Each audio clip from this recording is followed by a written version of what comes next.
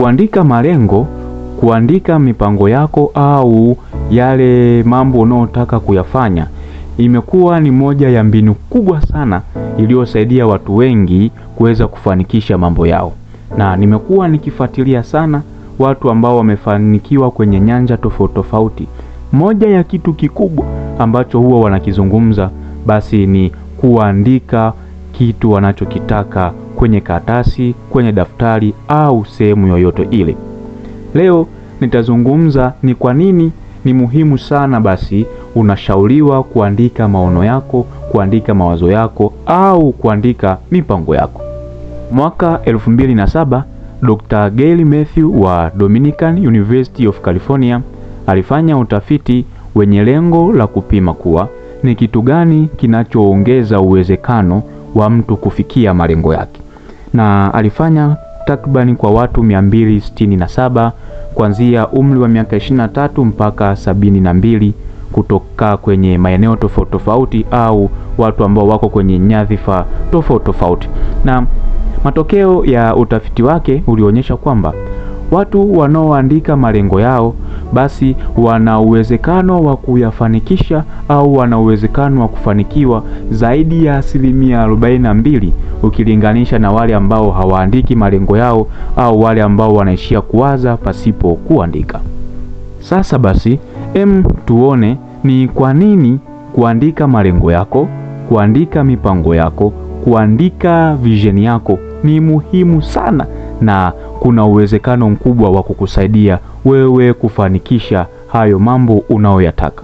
Na je, kwa nini kila aliyefanikiwa alikuwa akizungumza kwamba kuandika kumemsaidia yeye kufanikiwa? Moja ni kwamba kuandika malengo yako kunakupa focus au kuna kufanya ufocus zaidi. Ukweli ni kwamba kufocus ni kuweka nguvu zako zote, kuweka akili yako yote au kuweka moyo wako wote kwenye jambo ambalo ni muhimu bila ya kuyumbishwa na jambo jingine. Na ubongo wa binadamu unapokea mamilioni ya taarifa kila sekunde. Sasa unapoandika malengo yako, unapoandika mipango yako, unauambia ubongo wako kuwa hii ni taarifa muhimu au hiki ni kitu muhimu. Na hii inakupelekea zaidi basi kutazama zaidi, kuweka nguvu zako zaidi kwenye jambo hilo bila ya kuyumbishwa na taarifa zingine, kwa sababu yale uliyoyaandika yanakuwa ni kama kinga au yanakuwa ni kama kipaumbele chako dhidi ya yale ambayo haujayaandika. Hivyo unapoandika basi akili yako inatengeneza focus zaidi kwenye kile kitu ambacho wewe umekiandika. 2 ni kwamba kuandika malengo yako kunakupa motisha au tunaweza kusema kwa lugha nyingine kunakupa motivation. Lengo lililoandikwa mara zote huwa linakukumbusha juu ya ahadi ambayo wewe umejiwekea. Kila unaposoma malengo yako, kila unaposoma vision yako, unapata msukumo wa ndani wa kuendelea kupambania hicho kitu hata kama matokeo hayaonekani au hata kama kuna wakati utajihisi umechoka. Kila unapotazama, kila unapoangalia na kusoma malengo yako, ubongo wako unaamsha uwezo mkubwa, ubongo wako unaamsha nguvu mpya ya wewe kuendelea kufanya, kuendelea kuchukua hatua, kuendelea kusonga mbele hata kama kuna wakati utajikuta umechoka au utajikuta upo down. Kwa hiyo kuandika kunakupa motivation. Kila unapotazama unajikumbusha na unapata nguvu ya kuendelea kufanya zaidi. 3 ni kwamba kuandika malengo kuna kuwajibisha au kuna kufanya uwe accountability zaidi kwenye kile kitu ambacho unakitaka. Kweli ni kwamba kuandika malengo kuna kuzuia kuwa ni mtu yule ambaye unabadilika kila mara, kwa sababu usipoandika malengo yako kila baada ya dakika 5 utakuwa unabadilisha lengo moja kwenda lengo jingine, taarifa moja kwenda taarifa nyingine. Hivyo basi kuandika lengo ni kama unakuwa umejitengenezea deni ambalo sasa ubongo wako utatafuta kila namna ya kuhakikisha kwamba unalilipa. Na pia ukiandika malengo unapata muda wa kujitathmini, unapata muda wa kujiuliza, au unakuwa na ile nguvu ya kujua progress ya maendeleo yako kufikia kitu ambacho unakitaka. Utajiuliza, je, nimefanya nilichokitaka?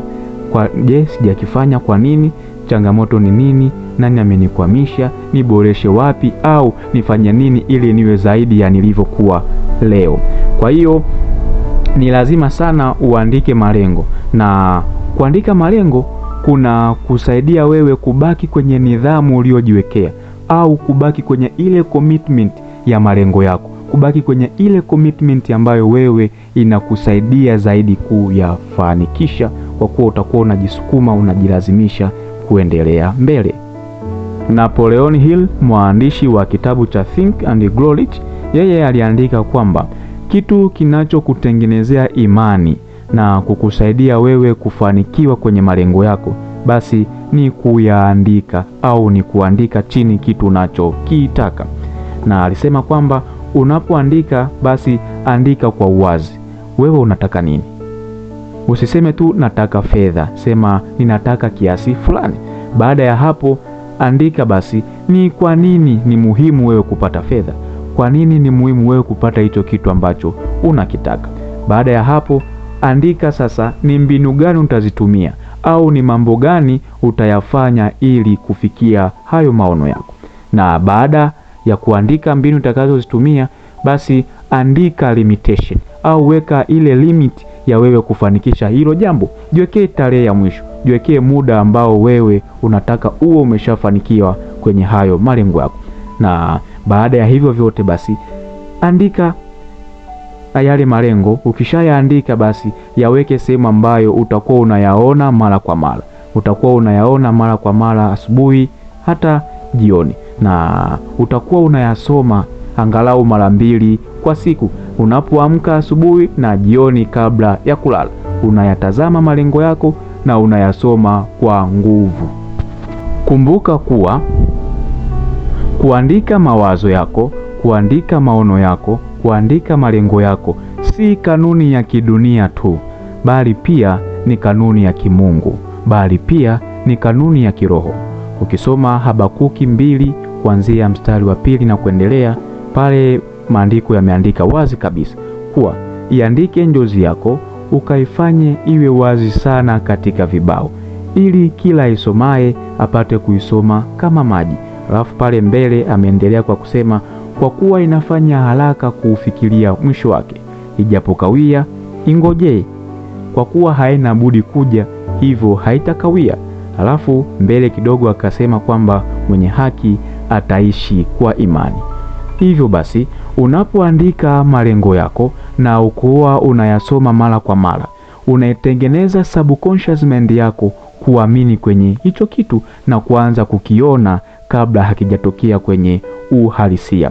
Na kwa kadri subconscious mind yako inavyoamini, ndipo unaendelea kuwa na uvumilivu, ndipo unaendelea kuwa na subira, na unaendelea kupambana kuwa na matumaini.